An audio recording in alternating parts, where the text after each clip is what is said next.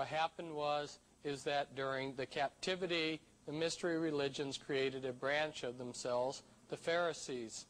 And in this next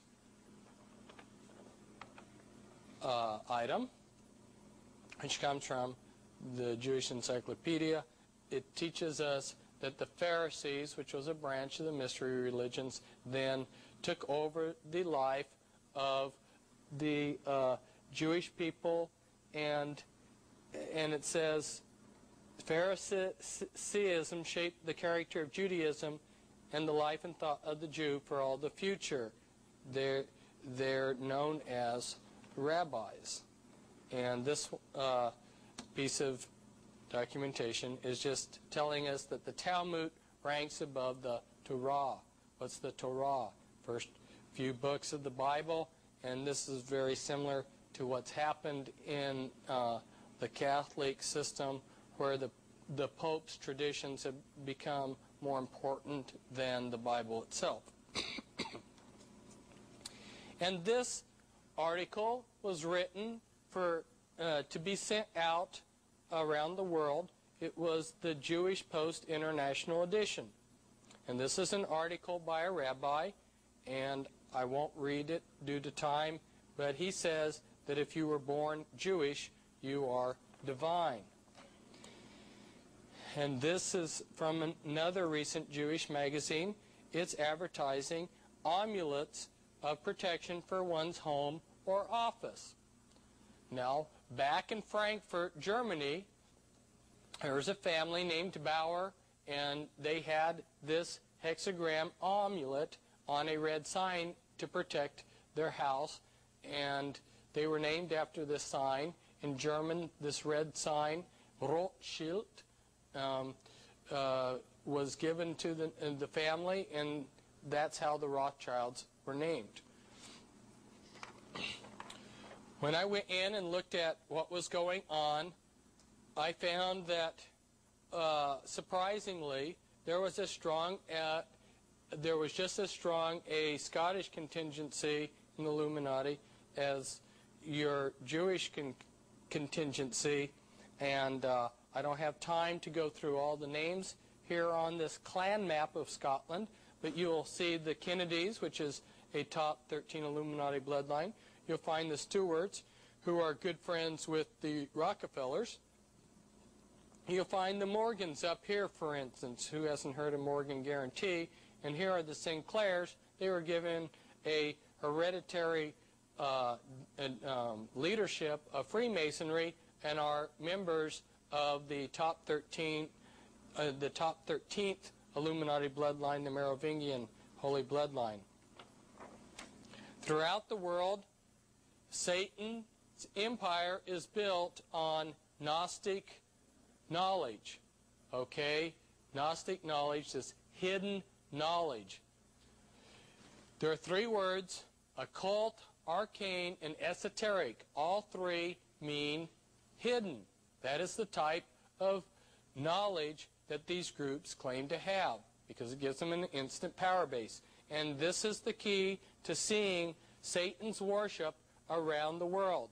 These are 5 interlocked concepts. This is the key, and I won't go into it in detail, but now you know that there is a key to unlock, to see that hidden underneath all these different religious worships around the world is satanic worship. This is the caduceus. The Illuminati are Gnostics that have a dualistic belief of balancing their good deeds with their bad deeds. That's why some of the greatest philanthropists are also some of the biggest Illuminati Satanists. A lot of their good deeds, though, are self-serving. And the caduceus is found in China, India, and other places in the world. A lot of people don't believe that there's such a thing as satanic ritual abuse. So I got this. This was in a museum. And as is typical of Illuminati oaths, they sign them in blood. And this is an oath to Satan to give you my body and soul and my life. And this was an extremely secret Illuminati castle until I began this circuit. This is the gate, the entrance to a lane that leads to the castle. This castle is near the town of Muno, and it's near the French border. It's in Belgium. And the town of Muno is rather strange in itself because the village is connected to the people that run this castle. This castle is used for high-level Mother of Darkness rituals. And when you go down the lane and you go through these huge big doors, and we're not going to describe it all in detail, but anyway, you come to a cathedral, you know, a church within this castle, and in the ceiling is 1,000 points of light. Now you know what George Bush and some of these others are referring to cryptically when they say 1,000 points of light. And down in the secret basement of this castle, hidden down there on a daily basis, they take a pregnant woman and they sacrifice her, and they take the baby and they sacrifice it and drain the innocent blood from the baby and use that as ink to write in this great white book the deeds that were accomplished that day and bringing in Satan's reign of the Antichrist. Now you'll notice perhaps that right here, the Abbey du Orval, that is a very significant abbey for the Merovingian dynasty. And it's only about 4 or 5 miles from the castle. And it was in this area that King Dagobert of the Merovingians was assassinated. We'll see a skull later. The Illuminati adepts they do path working of the Kabbalah. They also go through different occult sciences.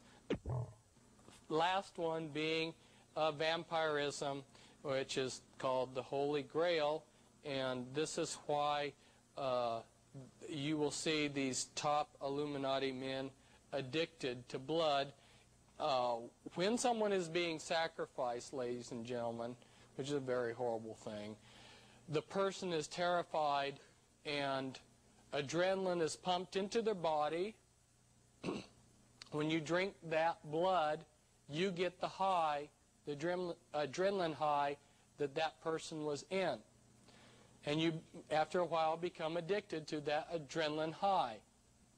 There's also a very top secret, this substance, it's called adrenochrome, and just the very existence of it's been kept very secret by these people.